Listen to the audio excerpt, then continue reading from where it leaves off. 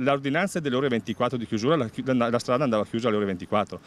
Alle 7 si inizia il cantiere, l'azienda deve arrivare alle 6:30 per iniziare il lavoro alle 7. Non si può arrivare alle 8:30, 9 così. Vuol dire che già si inizia con il piede sbagliato. Sono le 8:15 del mattino, non è successo niente sulla 51 di Alemagna. Il ponte di Santa Caterina è ancora aperto e soltanto adesso ANAS e l'impresa incaricata dei lavori sta predisponendo le transenne per la chiusura definitiva del ponte Santa Caterina. Certo, non sono mancate le polemiche. Sono segnali molto preoccupanti perché la gente è molto civile e si è preparata, come abbiamo visto, però le istituzioni non lo sono altrettanto o non rispettano questo tipo di civiltà, perché non si può iniziare un cantiere così delicato già con delle ore di ritardo. Discordanti le versioni istituzionali sul motivo per il quale il ponte non sia stato chiuso dalla mezzanotte. Per il sindaco di Ponte nelle Alpi si è trattato di un disguido causato dal passaggio di consegne fra l'ANAS e il consorzio di imprese che ha in appalto i lavori. La prefettura ha riferito che le maestranze arrivavano solo stamattina. Il sindaco di Belluno ci ha detto invece che dalle sue informazioni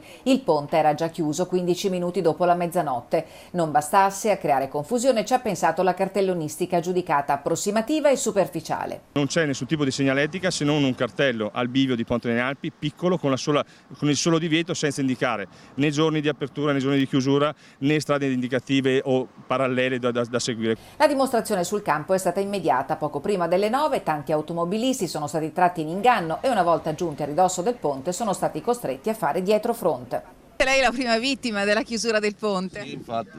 Non lo sapeva? No, non sapevamo niente. Da dove arrivate? Da Feltre.